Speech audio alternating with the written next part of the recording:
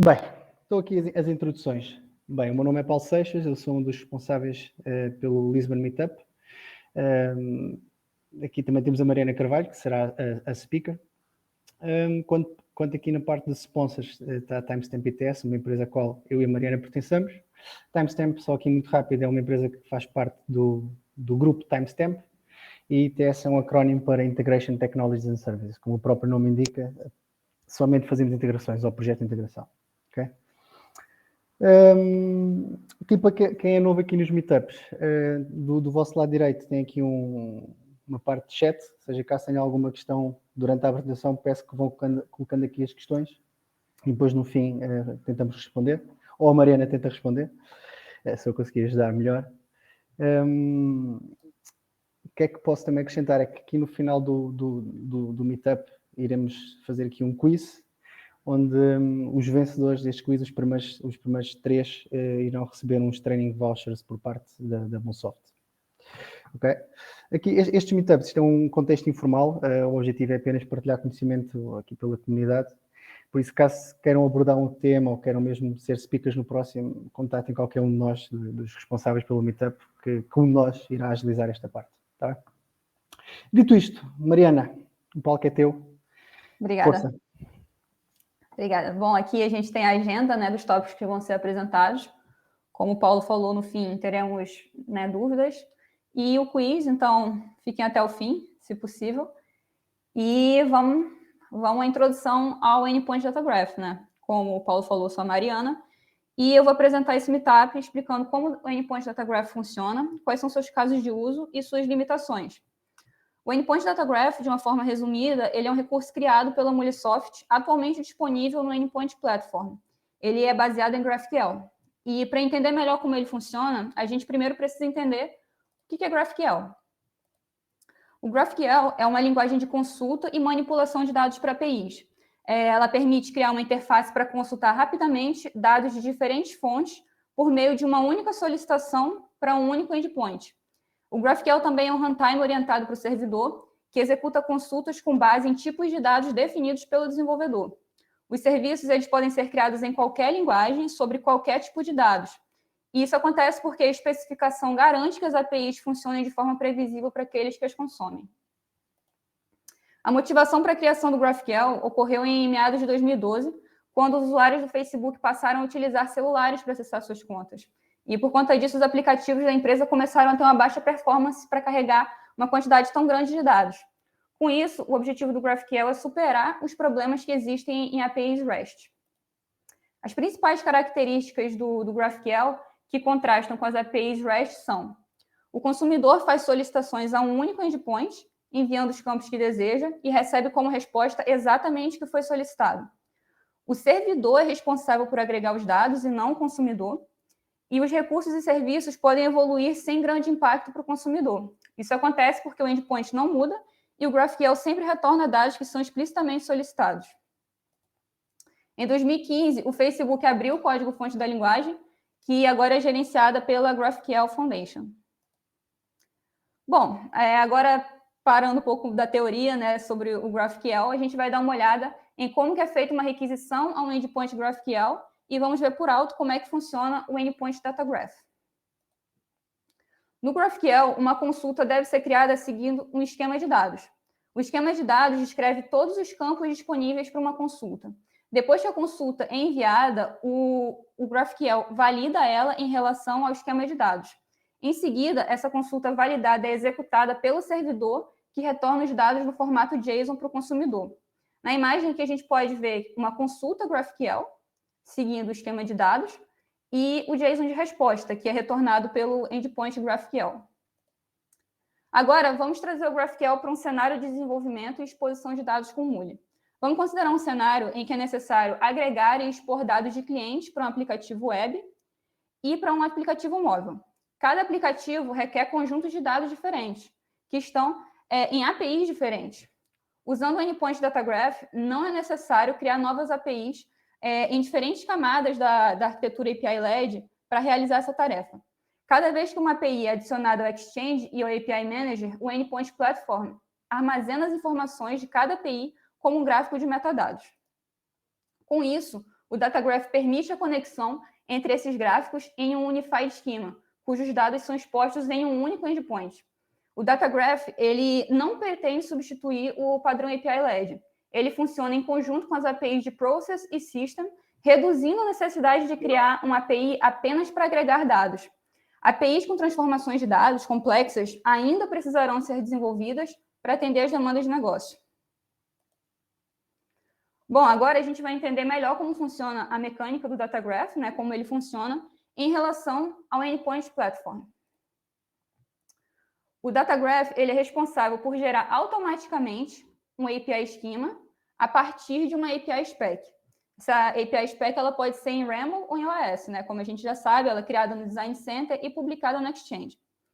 Com isso, esse API Schema contém uma coleção de recursos GET, que são chamados Carry Methods, e uma coleção de entidades, que são tipos, que a gente vai ver mais para frente, né, que são definidos na especificação da API. Então, os recursos que são expostos nessa especificação são transformados em Carry Methods e os Data Types definidos na especificação da API são transformados em tipos.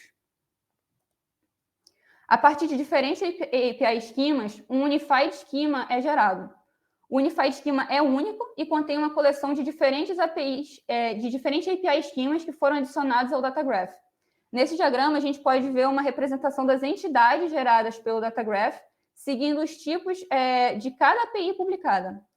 Com isso, não tem necessidade de escrever novo código, basta adaptar o modelo de dados de acordo com as necessidades do negócio, utilizando a interface bastante intuitiva do Data Graph. Depois de configurar as APIs, é possível que a gente faça consultas utilizando um único serviço, fazendo uma única solicitação. E nessa imagem aqui a gente tem a gente pode ver o Unified Schema do Data Graph que a gente vai configurar mais para frente. E esse Unified Schema ele é gerado a partir da especificação da API, aqui a gente tem os tipos e os Carry Methods. Bom, aqui eu vou mostrar melhor como funciona o Data Graph, tá? Eu vou fazer uma demo. Aqui a gente tem o Endpoint Exchange com 3 APIs publicadas, tá? Essas 2 APIs já foram adicionadas ao Endpoint Data Graph, então a gente vai adicionar essa API de orders. Aqui essas, né, as 2 APIs, como eu falei, já estão publicadas. E aqui a gente tem a interface de overview do Endpoint Data Graph. Bom, depois que a gente acessa ele, a gente precisa configurar qual API a gente vai adicionar ao Unified Schema. Então, a gente vem aqui no Unified Schema, clica em Add API, e a gente escolhe a API que a gente quer adicionar, que no nosso caso é a API de orders. Em seguida, a gente escolhe a versão da API e adiciona ou edita a URL. Então, aqui eu clico em Next. Aqui tem a versão da API, é a V1 mesmo que eu quero utilizar, confirma a seleção. Aqui embaixo, ele demonstra, né, as informações que estão configuradas lá no API Manager. Então, a gente tem o API Auto Discovery e a URL configurada no API Manager. Em seguida, a gente configura a autenticação da API, porque se ela tem algum tipo de autenticação, é necessário que a gente configure para que o Data Graph possa consultar os dados. Aqui eu clico em Next. Essa API não tem nenhuma autenticação, mas caso houvesse, eu poderia escolher aqui um desses cenários. E em seguida, só voltando aqui para o slide, é um painel para mostrar o API Schema, né, demonstrado. Então, a partir dessa especificação da API aqui, ele pegou os recursos e os tipos que foram criados, né, os data types que foram definidos nessa especificação, e converteu para tipos e carry methods, que são, né, a forma que o Data Graph expõe esses dados. O API Schema ele é uma coleção de entidades e cada entidade pode ser um dos seguintes tipos, né? O Carry Type, ele é o ponto de entrada para realizar uma requisição, pois ele contém os Carry Methods definidos nessas especificações das APIs. Então, aqui a gente tem os 2 métodos. Tem o Object Type, que é esse tipo aqui. Ele representa uma entidade na API Spec que é retornada como parte da resposta de requisições com o método GET. A gente tem o Enum Type, que a gente tem aqui já adicionado. Vou mostrar só como exemplo, assim que carregar. No Customer Title, ele é um enum, então ele retorna apenas um conjunto específico de valores que foi definido na API Spec. E o último caso é o Union Type, que descreve uma entidade que é composta pela fusão de um ou mais Object Types. Isso a gente vai configurar mais para frente também. Bom, a próxima seção é a Edit Schema, onde o Data Graph diferencia os tipos em níveis. A gente clica aqui. Aqui do lado esquerdo, a gente pode verificar que existem níveis, né, onde ele diferencia. Aqui tem a definição. O nível 0, ele representa o Query Type e os Query Methods, né, que são seus métodos de consulta. O tipo de nível 1, ele tem métodos e campos que são expostos no objeto Query. Eles podem ser retornados diretamente por um Query Method. E os Nested Types, eles têm apenas campos e só podem ser acessados por meio de métodos de consulta de tipos de nível 1, né, que são esses Level 1 Types. Então, aqui no diagrama, a gente pode visualizar duas possibilidades, né, para como o Data Graph categoriza cada tipo, por níveis ou por tipo de objeto. E aqui a gente visualiza também, né, como ele separa cada um desses tipos. É possível configurar também a visibilidade e os nomes de cada um dos tipos, né, caso queira renomear tipos, Query Methods e campos no Unified Schema. Então, aqui a gente pode... os Nested Types, por padrão, eles são ocultos, mas a gente pode expor eles aqui. Né? Eles podem se tornar disponíveis na consulta. Aqui está dando erro porque já existe esses tipos com o mesmo nome no Unified Schema. A gente vai configurar para ficar da forma certa. Só permitir esse último aqui para que fique visível também. É interessante expor todos os dados, né, se for a necessidade do negócio. Em seguida, também é importante configurar a visibilidade, né, dos Level 1 Types, a visibilidade não, a colaboração dos Level 1 Types, para que eles se vinculem, ou seja, a gente pode criar links ou unir os tipos entre si, e para isso é necessário a gente habilitar a colaboração na seção Collaboration Permissions. Aqui, a gente chega nesse tipo de nível 1 e permite a colaboração. Aqui, ao habilitar essa opção, a gente tem que definir o Query Method padrão. Esse Query Method, ele sempre deve retornar um único registro do tipo. E, em seguida, a gente seleciona a Primary Key, que deve ser o campo que identifica um único registro do tipo. Então, a gente confirma aqui e a colaboração já está habilitada para esse tipo de order. Em seguida, a gente pode vincular dois ou mais tipos de objeto quando um tipo possui um campo que faz referência a outro tipo. Nesse nosso cenário aqui, a gente pode vincular o campo aqui nessa seção Link to an Order Type. A gente pode vincular o order com o customer, porque o order tem o campo Customer ID e a gente quer acessar esse tipo customer fazendo a consulta pelo tipo order. Então, a gente pode aqui editar o nome, se houver necessidade, e aqui a gente salva as mudanças. Outro campo também que a gente pode vincular é o Product Items, que é um array de produtos que só tem o ID. A gente pode vincular ele com o objeto produto. A gente vincula o ID. Esse array de IDs, né, com esse objeto, então a gente vai poder consultar todos os detalhes desse produto. E a gente salva aqui as mudanças. Aqui em cima, ele já indica, né, que existe um link desse tipo com outro tipo. Em seguida, a gente pode fazer a união de tipos, né? A gente pode combinar tipos semelhantes e estender campos e conjuntos de dados nessa seção Merge with Another Type. É possível que a gente visualize e una dados de diferentes formas. O Local Merge ocorre quando um Object Type de um API Schema é unido com outro Object Type no mesmo API Schema.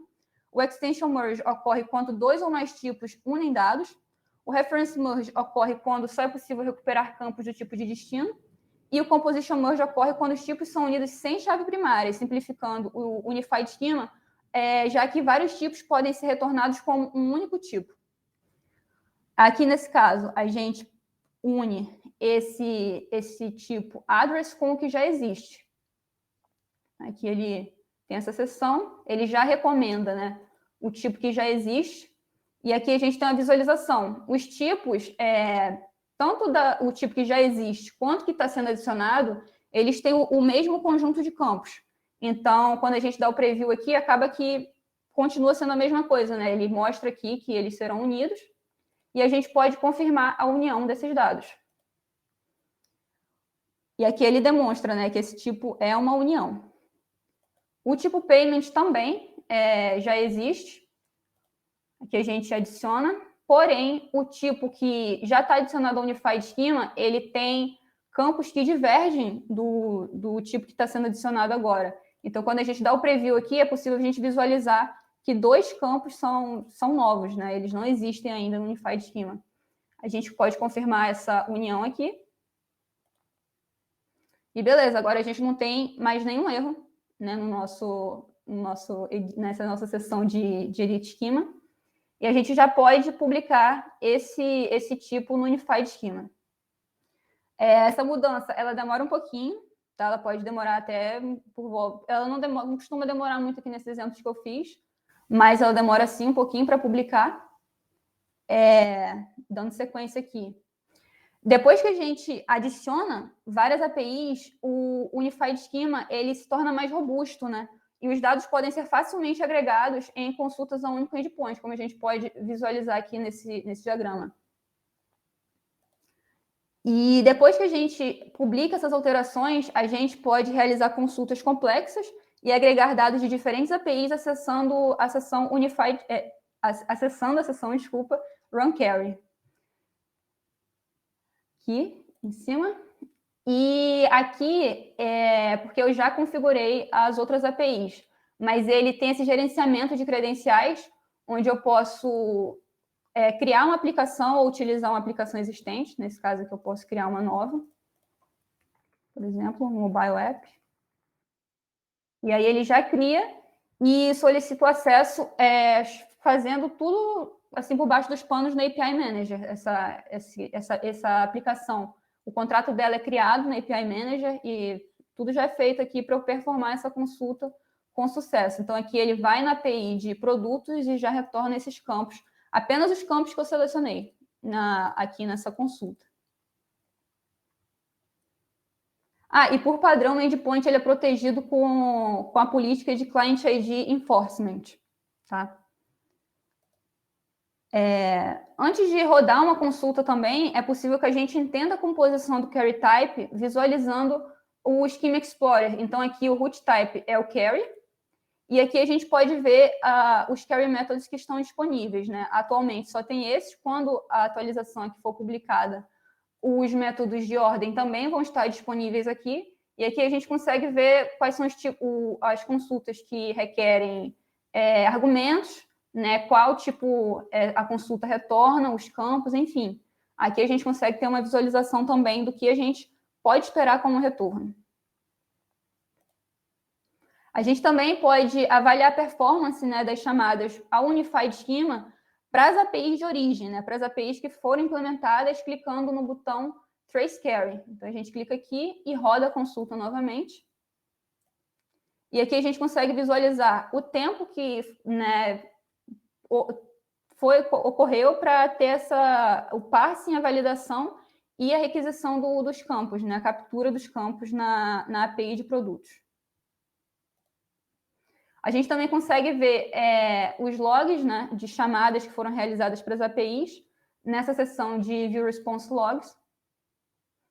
Ele abre por padrão essa consulta que eu fiz agora, mas se eu tirar aqui esse ID, eu consigo ver um histórico também, porque não tem tanta consulta, mas eu consigo ver um histórico de todas as consultas que foram feitas. E falando um pouco sobre as restrições e limitações, né, no Endpoint Data Graph, atualmente ele suporta APIs REST, que são implementadas em RAML ou em OS. O Endpoint Data Graph expõe apenas os GET methods, né, os métodos GET das APIs implementadas em RAML ou em OS. Ele suporta até 250 APIs por Unified Schema, e em cada API ele expõe até 16 mil campos por Unified Schema.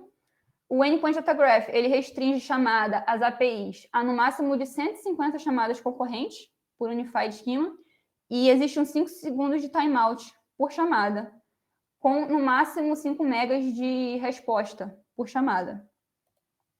Ele também limita o serviço de consulta a 30 segundos de timeout por consulta e no máximo 100 campos por consulta. Né? Aqui tem um exemplo onde ele seleciona 5 campos e no máximo de profundidade, né, é de 100 campos por consulta.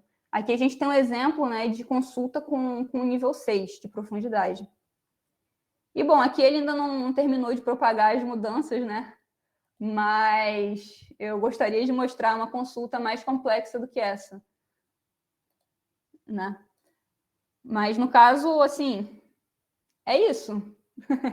Ele vai publicar aqui e a gente vai poder fazer a consulta a API de ordem, a API de produtos e a API de clientes. É uma consulta mais complexa do que essa aqui que eu fiz de exemplo.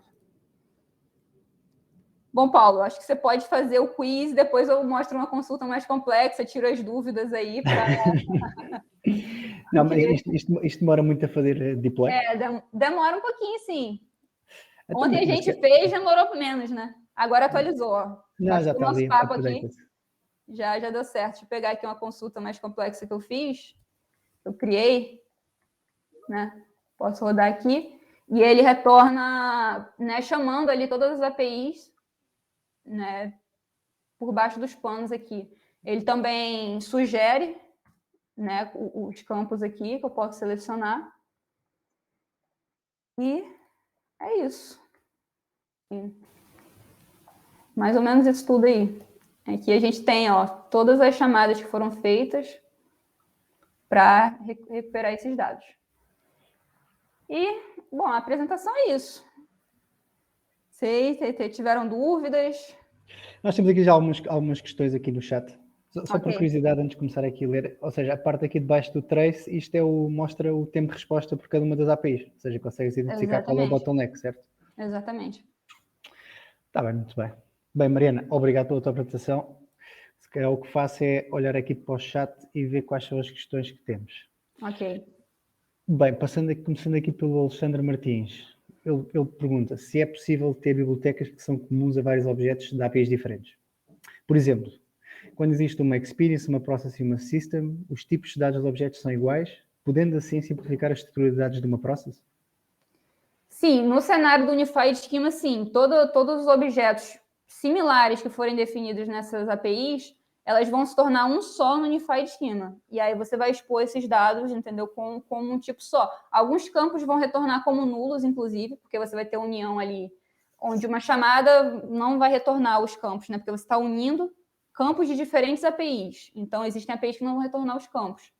Então, seria mais ou menos isso. No Unified Schema, esses dados podem se tornar um só. Esses diferentes data types podem se tornar um único tipo no Unified Schema. Não sei se eu respondi a pergunta corretamente, se era isso, mas no meu entendimento. Alexandre, é isso. Se não for claro, diz-me que eu faço aqui em mute. A próxima questão é da Poliana e a pergunta é se funciona apenas para REST com JSON. Sim. Só com REST com JSON. Ok. Ou seja, o tipo de dados então não funciona. Se tivermos uma API XML, não deve funcionar. Não, ainda não. Ainda é muito inicial ainda esse produto.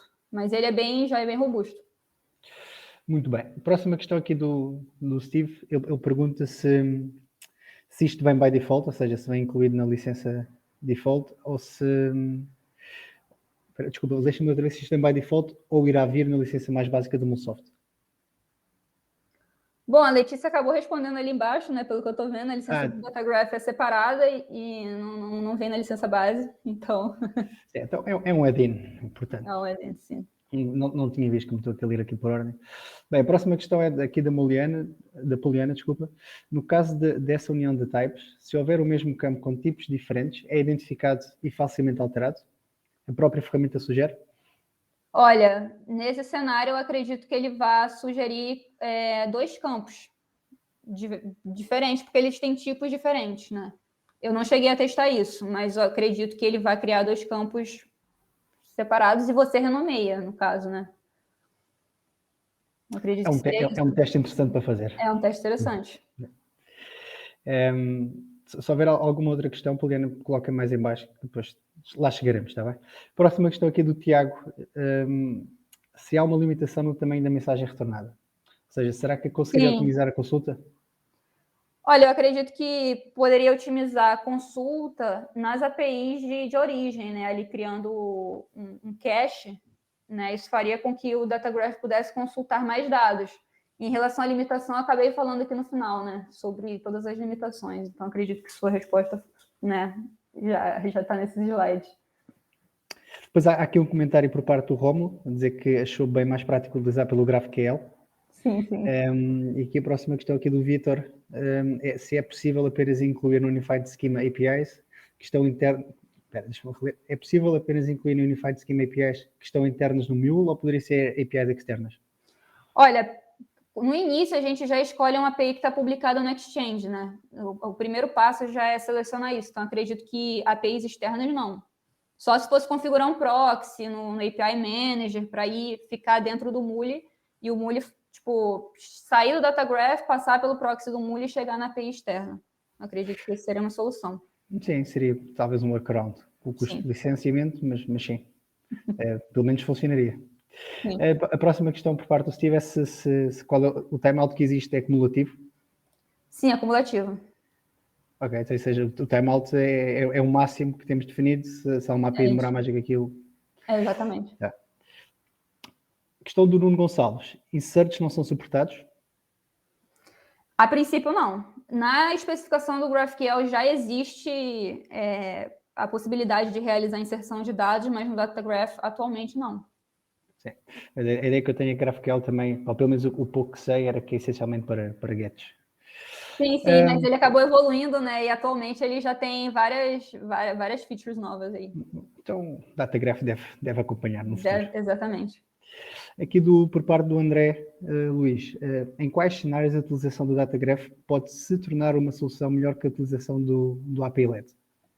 Olha, eu acredito que justamente naquele primeiro cenário ali que eu mostrei, né? Quando você quer expor dados, uma quantidade muito grande de dados que você precisa agregar, né? E o Unified Schema já faz isso para você. Então, não é necessário você criar várias APIs de process só para expor esses dados, né? Você usa o Datagraph para já fazer isso para você. Ainda mais porque você não precisa desenvolver novas APIs, enfim, é só configurar no Unified Schema para expor esses dados. Então, acredito que esse é um ótimo cenário. Muito bem. Aqui do Vítor Gomes, o GraphQL, de certa forma, pode eliminar a necessidade das process API? Não necessariamente, porque existe necessidade, né, eventualmente, da gente utilizar o DataWeave para fazer uma transformação de dados ali na Process API para chamar as System APIs, né, que geralmente esperam conjuntos de dados diferentes. Então, para cenários de transformação de dado complexa, eu acredito que as Process APIs ainda vão existir. Ok. Nova questão aqui do Alexandre Martins, ainda no seguimento da outra. É possível fazer o skip ou null? Ou seja, na mesma coisa como fazemos no DataWeave? Não. Aí seria o caso de você não... Aí você teria que conhecer as APIs de base, né, para saber quando vem o campo nulo ou não. Sim, ou seja, não dá para aplicar transformações no GraphQL. Não. O que é retornado por uma API é o que vai, não é? Ok. Aqui do André, uma vez que a licença do Datagraph não vem no pacote de licenças básico, quais seriam bons argumentos para o cliente na tarefa de convencer a utilização do produto? Olha, essa é uma pergunta para o pessoal mais de vendas do que para mim. Mas olha, eu acredito que quando o cliente tem essa necessidade de expor uma quantidade muito grande de dados, né? Eu acho que é algo que meio que se paga porque você não tem o tempo de desenvolvimento muito grande para desenvolver isso. É uma coisa que vai ser... Você expõe ali e já é rápido, né? Eu acredito que esse seria um cenário. Eu não sou de vendas, eu não posso... Não tenho muitos argumentos da realidade. Eu acho que aqui o bom exemplo é o caso do Facebook, né? Que foi quem inventou o GraphQL. Sim. E que a ideia já é facilitar a agregação das APIs e permite ao sistema que está a consumir a API selecionar apenas os campos que quer. Sim. Em vez de estar ou seja, minimiza também o tamanho do payload e consegue simplesmente perguntar pelos campos que quer de uma dada API. Ou seja, é muito mais pertinente do que retornar simplesmente em dado completo. Exatamente. Esta é a minha opinião. Deixa-me só ver qual é a próxima aqui do Nelson Luz. Para aceder ao endpoint do fluxo do Datagraph, se é preciso subscrever por API Portal e se é possível aceder externamente ao Endpoint Platform. Por exemplo, através do Postman. Tá, para aceder, são duas perguntas. Para aceder, se é preciso subscrever por API Portal, olha, seria necessário subscrever, eu acredito que por essa interface aqui do Endpoint Datagraph. Eu não cheguei a ver nada no Endpoint Exchange aqui, e nem no Public Portal relacionado a esse acesso, né? E se é possível aceder ao Endpoint Platform, por exemplo, do Postman, sim. Aqui você tem uma opção onde você pode copiar o endpoint, e aqui você tem o endpoint para fazer a consulta pelo Postman. Eu cheguei a fazer, então eu posso dizer que deu certo. E aqui você pode, lá no Postman, você tem a opção de fazer uma chamada GraphQL, né, que é diferente de uma chamada API REST. E aí você consegue acessar esses dados sem nenhum problema. Tá? Essa eu sei com certeza que dá para fazer sim. Vitor. A próxima é do Vitor. Se é possível aplicar API Policies e Custom Policies em Unified Schemas. Sim, essa é uma pergunta muito boa. Eu queria muito que alguém fizesse essa pergunta, porque eu acabei vendo aqui no API Manager, ele tem esse Data Graph Administration. Ele ainda é simples, né? Eu acredito que ele vai evoluir. E aqui a gente tem essas três opções, onde a gente pode não permitir nenhuma policy, a gente não quer usar nenhuma policy, e tem essa lei Based Rate Limiting, certo? Então tem essas três possibilidades atualmente para realizar aí a modificação das policies no Datagraph, tá? Ok, próxima questão aqui do Tiago. Seria possível formatar a consulta com DataWeave? Campos, lógica, etc? Não. O Datagraph, ele só expõe os dados. Aí seria necessário você, na sua Process API, na sua System API, fazer essa formatação, porque o Datagraph, ele só expõe o dado as is, entendeu? Como ele é.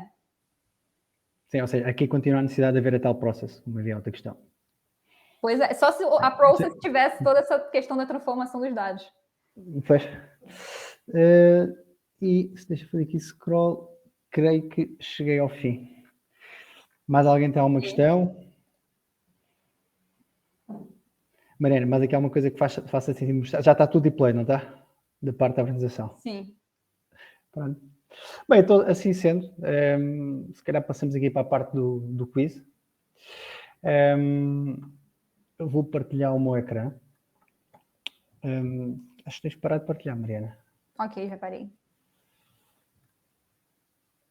Ok. Conseguem ver o meu ecrã? Sim. Ok, então aqui no quiz, pronto, isto é através de uma aplicação que é o Menti. Temos 5 questões preparadas, ou seja, peguem agora nos vossos telefones, tem aqui este QR Code, ou podem ir através aqui do site menti.com, onde entram através deste código no quiz. Assim que vou entrando, peço só que carreguem no botão aqui no coraçãozinho em baixo, só para vermos, porque eu não consigo ver quem é que já entrou ou não, e só para ver quantos é que já conseguiram entrar aqui na plataforma. Enquanto vou entrando, pronto, aqui isto é um quiz, 5 questões de resposta múltipla, cada resposta acertada tem uma pontuação, onde recebe-se mais pontos por responder mais rapidamente, ok? Muito importante, ao registrar isso aqui no Menti, quando eu avançar para o próximo slide, isto vai pedir para pôr o nome. Metam os nomes legíveis ou corretos para, caso depois ganhem, consiga identificar quem ganhou e atribuir o voucher, o training voucher da Moonsoft. Temos aqui 15 participantes, 16. Quantos é que estão aqui na sessão? Estão 32. Vamos só esperar mais um bocadinho, então. Se alguém tiver alguma dificuldade a aceder ao Menti, escreva no chat, se faz favor. E participem, que isto é giro.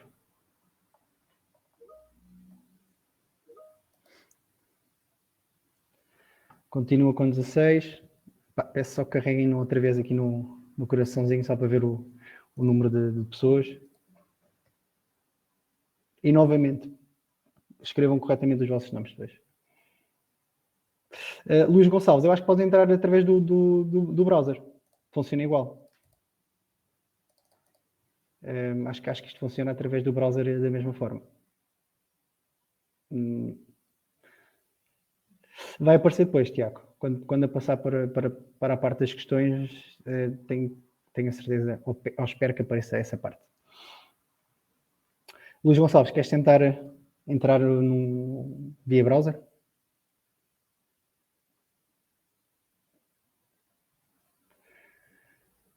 Temos 17, 18 por enquanto.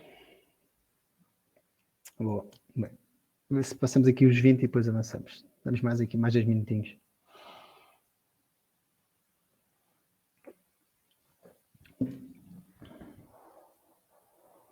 O Nelson também entrou via browser e está a funcionar. Estamos com 19. Se entra mais uma pessoa para avançar.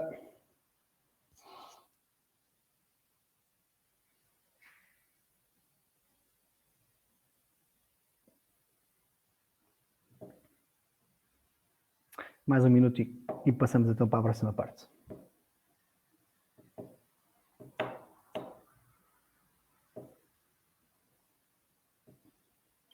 Novamente, se alguém tiver algum problema a entrar, peço só que escreva no chat para tentarmos ajudar. Bem, posto isto, conseguem só confirmar que está a pedir aqui os vossos nomes?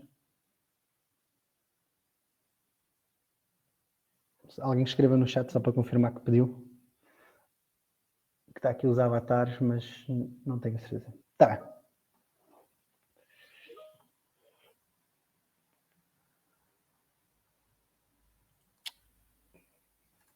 Sim, então, pronto, vamos passar para a primeira questão.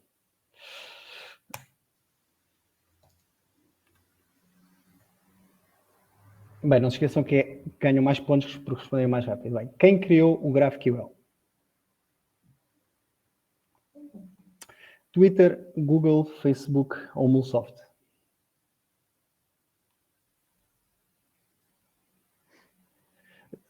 Vitor, isto é para responder no telemóvel.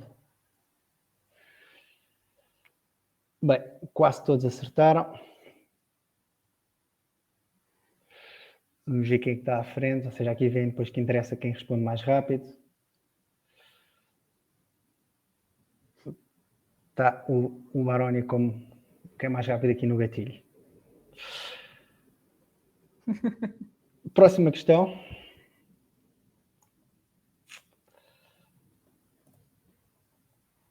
Quantos campos por Unified Schema suporta DataGraph?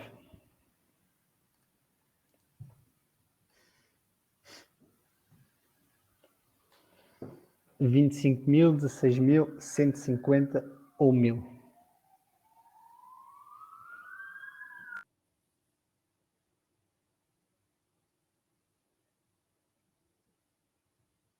Menos consensual. 16.000. Vamos ver se isto altera aqui o leaderboard. Baroni foi destornado. Pô, Baroni ganhar, pelo amor de Deus, né, gente? Vamos. Pronto, relembro que isto, os primeiros 3 são quem recebem os vouchers da Mulsoft. Bem, terceira questão. Quais os métodos HTTP suportados pelo DataGraph?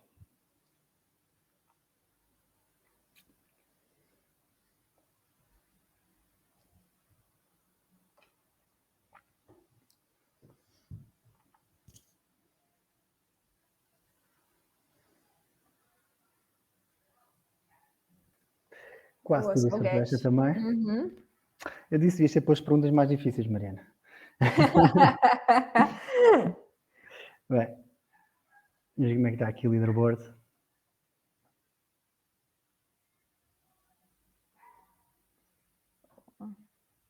Sem alteração, quer dizer, se calhar uma alteração sim.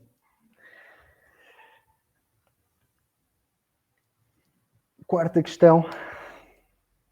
Não desistam que isto pode mudar muito no fim. Sim, verdade. Que type é o ponto de entrada para fazer pedidos no DataGraph? É nome type, object, query ou union type?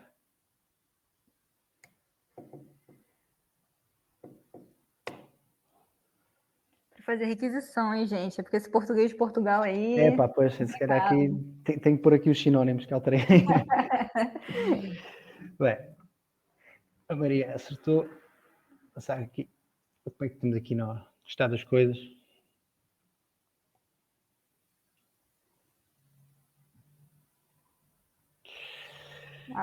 Bem, Guilherme, Luís, André, Nuno, eu estou muito perto. Poliana foi a mais rápida.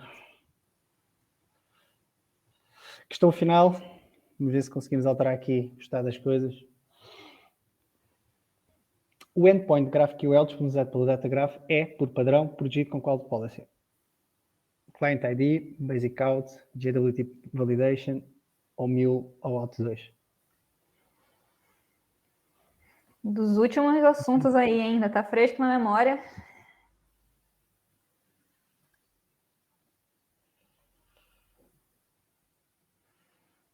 Muito bem, então vamos ver aqui quem é que ganhou aqui esta parte.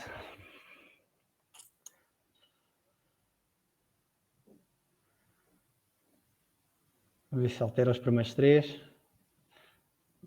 Depois, Poliana, este aqui, o rápido, por acaso, interessa bastante. Nelson, estás de parabéns, foste o primeiro. Vítor e Guilherme são os dois outros contemplados. João Batista, André, não sei qual é o outro nome, foi por pouco. Para a próxima meetup. Temos que fazer, criar mais meetups. Pois é. Só aqui uma questão, para os primeiros 3. Eu vou deixar como um e-mail. Peço que me só enviem um e-mail com os vossos contactos para depois partilhar com a Mulsoft e receberem os vossos. Mas peço só que me enviem um e-mail, escrevi aqui no chat. Mas é paulo.seixas@timestamp.pt. Parabéns aí a todos que ganharam. Olha, o Luís está a dizer que foi roubado. Há mais meetups. Mariana, muito obrigado pela tua apresentação. Aos restantes, muito obrigado por terem participado. Vamos tentar aumentar aqui a cadência de eventos no Lisbon Meetup. Ver se ainda conseguimos fazer um até ao final do ano, senão logo no início de 2022. Caso alguém queira participar, digam, sugiram temas e o nosso terá todo o gosto em ajudar aqui na partilha de conhecimento, que é bom para todos. Letícia, eu não sei se queres acrescentar alguma coisa, se queres dizer aqui alguma coisa, enquanto responsável aqui da Mulsoft. Sem querer pôr em xeque. Agradeço a presença de todos. Achei esta sessão fantástica, adorei. Mariana, parabéns, excelente. Fiquei a saber muito mais de DataGraph do que sabia antes. E agradeço a participação e a manutenção das pessoas até ao final da sessão. Foi mesmo muito bom, muito obrigada. E parabéns a quem ganhou aqui isto foi super... Estou ali a transitar lá para o outro. Aquilo foi emocionante.